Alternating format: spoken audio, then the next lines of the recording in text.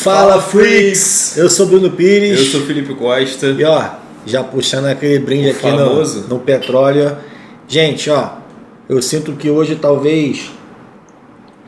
É o assunto. É um assunto polêmico. Talvez as empresas aí me tirem do cadastro delas aí, né? Porque o assunto é o seguinte, pessoal. O Ozempic pode atrapalhar o emagrecimento? A gente começou a falar de Ozempic porque assim, é o mais famoso. Mas assim, a gente vai dissecar aqui e extrapolar para diversos tipos de fármacos que são usados para obesidade e emagrecimento. Então a ideia é essa, né? Medicamentos para o emagrecimento, para a obesidade, podem atrapalhar no processo de emagrecimento? A ideia é justamente essa, tá? Não é o Ozempic apenas, é porque é o fármaco mais famoso. E aí, open bar atualmente. Exatamente, né? Aí realmente, né, cara, esses medicamentos estão vendendo muito. O Ozempic aí, cara, é recorde mesmo.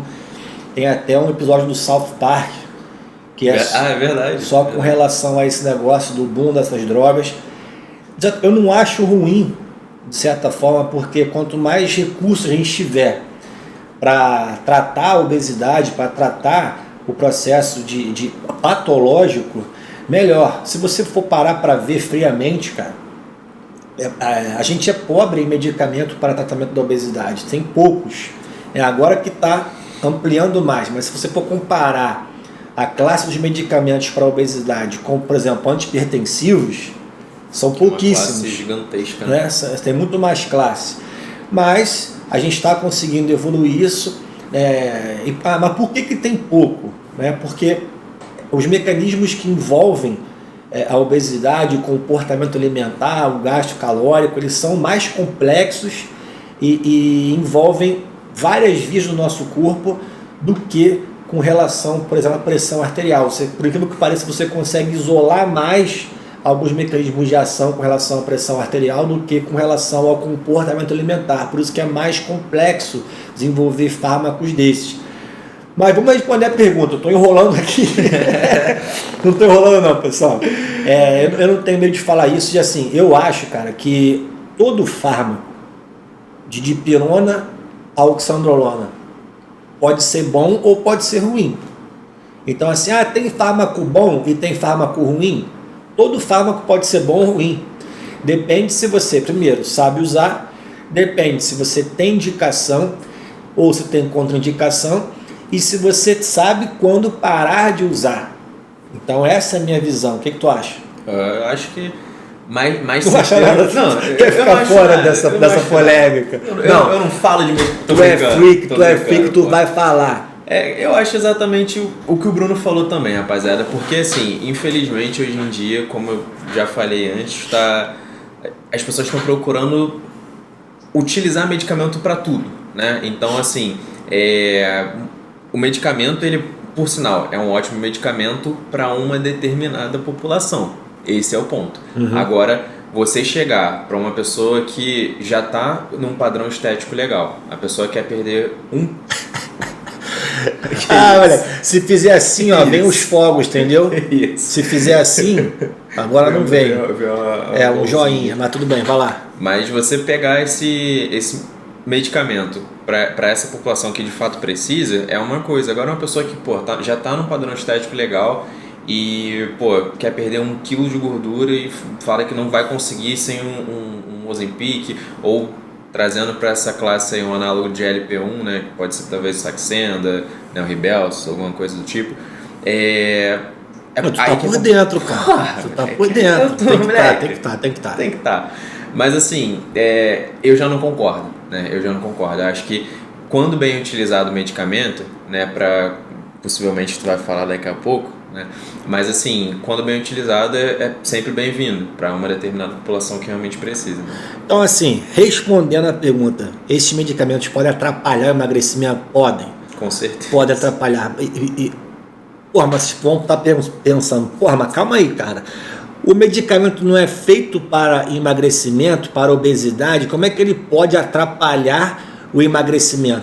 Perceba a sutileza da pergunta. A pergunta é se eles podem atrapalhar o emagrecimento e não a perda de peso. Caraca, Forguito! Podem. Mas em que situação? Vamos lá. Então, para poder explicar isso, a gente vai ter que dissecar um pouco mais o assunto, né? Primeiro, é qualquer fármaco, é qualquer classe de fármaco para o emagrecimento que pode atrapalhar nesse sentido? Não é qualquer um. Os que mais podem atrapalhar são aqueles que atuam na via da saciedade, na via anorexígena, né? A via anorexígena, que é a via que reduz a fome, ela tem um ramo que é o ramo sacietógeno, porque uma coisa é reduzir a fome, outra coisa é aumentar a saciedade, né? O Ozempic, por exemplo, muita gente acha que ele é um fármaco que inibe a fome, mas não é verdade, ele não inibe a fome, ele te deixa mais saciado e deixa a pessoa com a plenitude pós-prandial mais rápida. Que diabo é isso? Ela fica... é o termo técnico, né?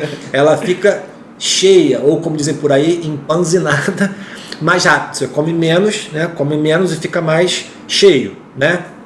Isso não é reduzir a fome, são coisas diferentes. Então, os fármacos que podem atrapalhar o emagrecimento, a perda de gordura, são principalmente aqueles que atuam nessa via, na via anorexígena, seja tanto reduzindo a fome, quanto aumentando a saciedade. Dessas classes de fármacos, né, quais são aqueles que aumentam a saciedade? Os principais, beleza? São aqueles que agem justamente no hipotálamo, nessas vias, né, que tem a via anorexígena, beleza? Que são os principais? Os análogos do GLP-1, aí, todas as canetinhas, beleza?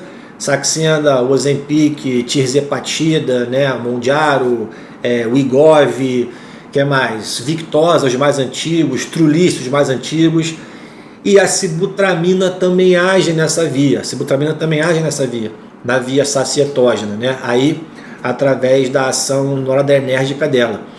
Agora, tem medicamento que também atrapalha esse processo, que já são anorexígenos.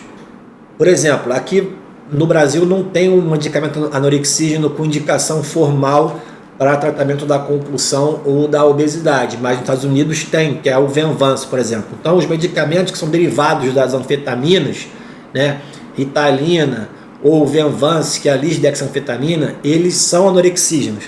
Então, esses medicamentos podem atrapalhar o processo da perda de gordura. Então, esses podem, sim, mas em que situação, em que contexto? Quer ter algum comentário? O homem fala muito. Se deixar, o homem sabe demais.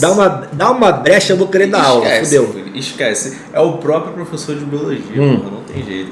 Mas assim, adiantando e puxando esse gancho aí, vai lá. Todos esses medicamentos, quando não usados, né, de forma certa, eles podem sim, como a gente já adiantou, atrapalhar nessa questão do emagrecimento, pelo simples fato de, utilizar uma dose que não é a tua dose, entendeu? Uma dose, uma suprafisiológica até, né, pensando a nível do que cada um vai precisar. E assim, isso acaba te saciando, né, ou tirando tanto a tua fome que você não consegue de fato comer, né? Isso.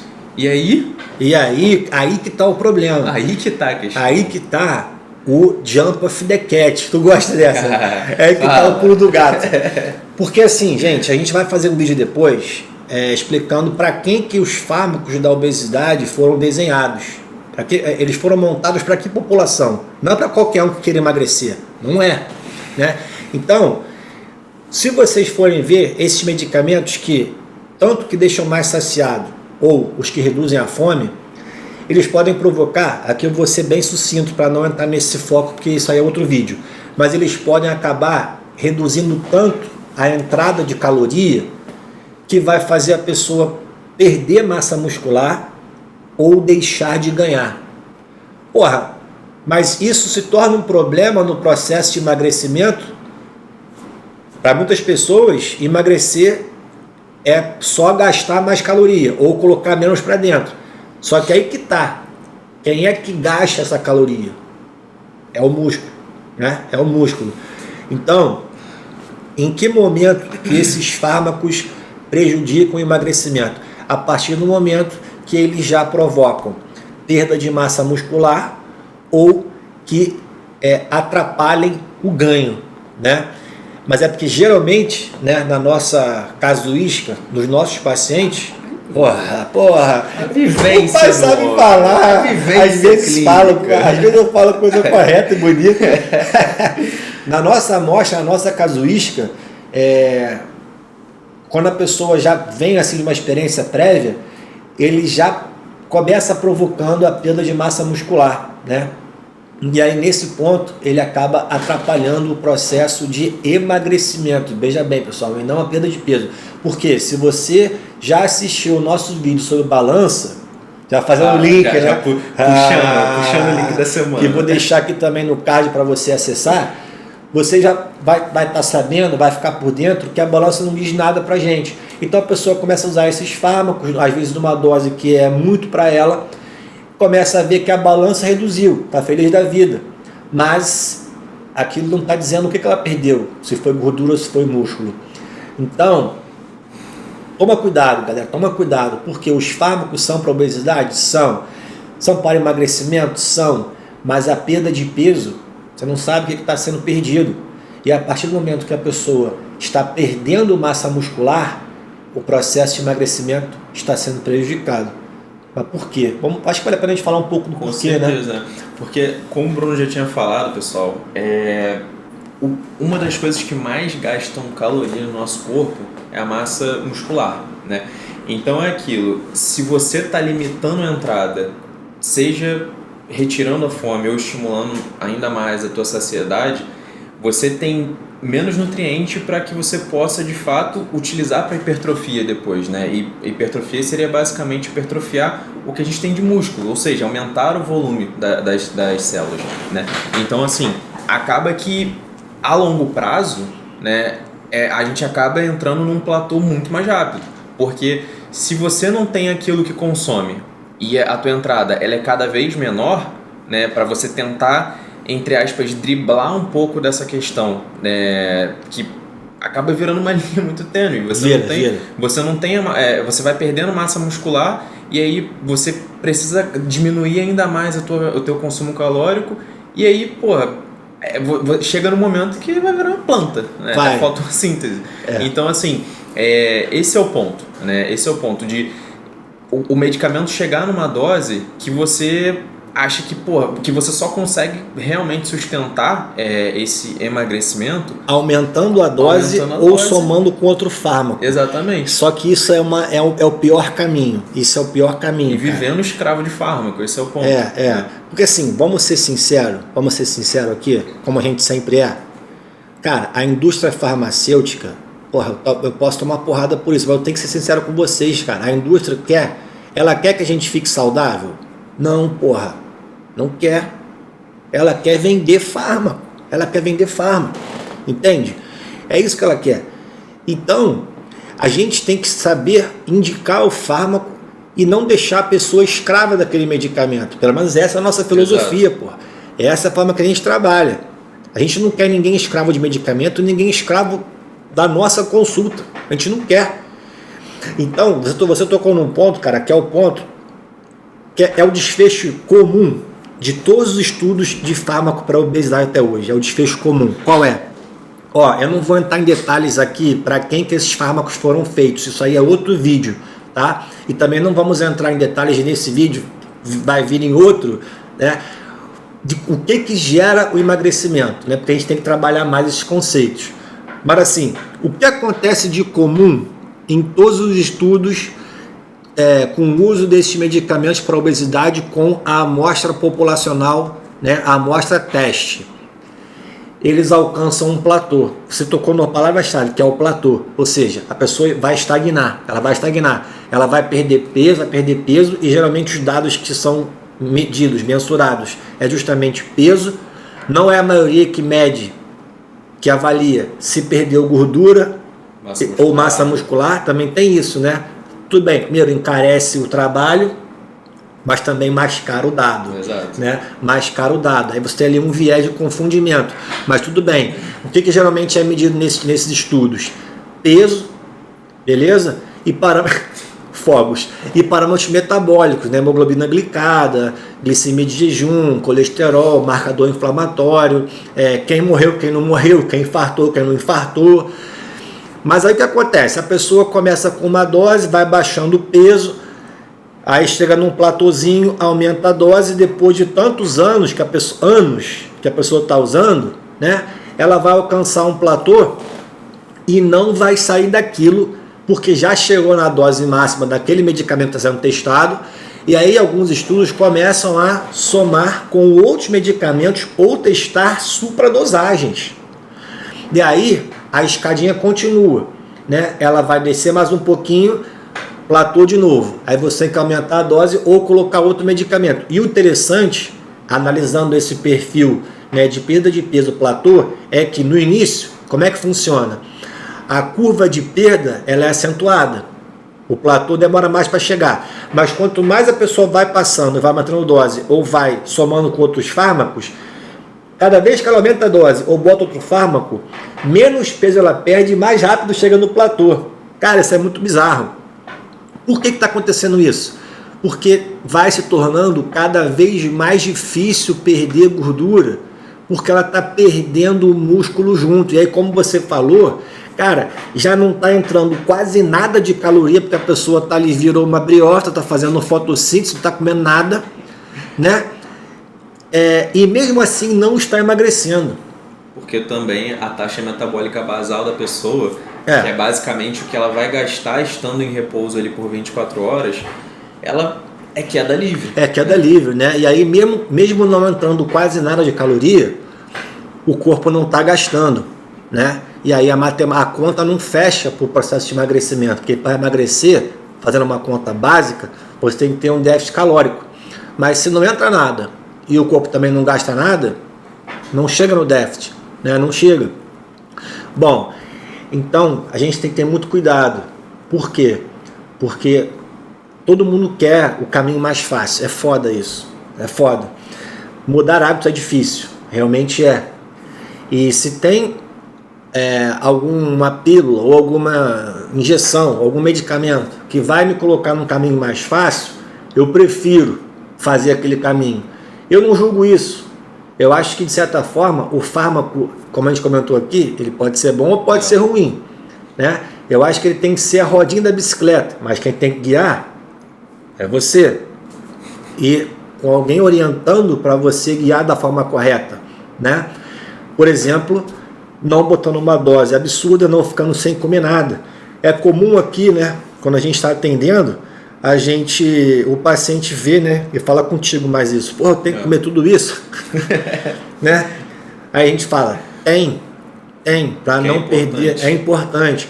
E aí, só para tecer um comentário, né, qual é a maior vontade, cara, hoje, e o maior desejo das indústrias farmacêuticas que estão trabalhando e investindo na pesquisa de fármacos para obesidade e emagrecimento? É achar algum fármaco que aumente o gasto calórico, aumente o teu consumo calórico. Até existem fármacos que fazem isso, só que esses fármacos vêm carregados de uma série de colaterais que acabam tornando pouco tolerável na dose que faz a pessoa ter esse processo de termogênese, né? Por exemplo, a sibutramina faz isso, ela aumenta o teu gasto calórico, só que ela tem que fazer uma dose mais alta, e aí, como tem uma ação adrenérgica, ela vem carregada de boca seca, insônia, tremor, taquicardia, e tem gente que não vai tolerar esse tipo de dose, o que é mais arriscado.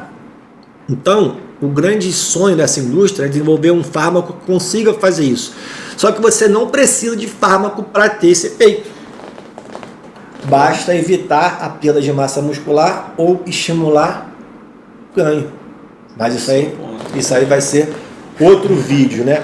Então, cara, resumo da ópera. Não entre no genjutsu ou na Matrix de sair usando esses fármacos sem ter uma boa orientação. E aí, cara, não quero vender o nosso peixe não é isso. Seja conosco ou com qualquer outra pessoa. Mas aí você já agora vai ter um critério vai ter o filtro para falar, pô, calma aí, pô, será que vale a pena eu fazer essa proposta? Deixa eu colocar a mão pesar a consciência, falar, porra. Porque assim, cara, a gente também recebe vários pacientes que tem um discurso comum. Pô, eu comecei uma proposta, né, terapêutica, perdi bastante peso, mas depois recuperei tudo. E às vezes recupera até mais gordura. Então agora vocês vão ter até critério de falar, pô, calma aí, será que vale a pena eu começar a fazer esse tipo de tratamento? De medicamento, será que eu me encaixo nisso? Bruno, Felipe falaram isso, cara, doutrina freak, eu já tô agora ligado, se liga, já tô ligado que, porra, eu tenho que filtrar.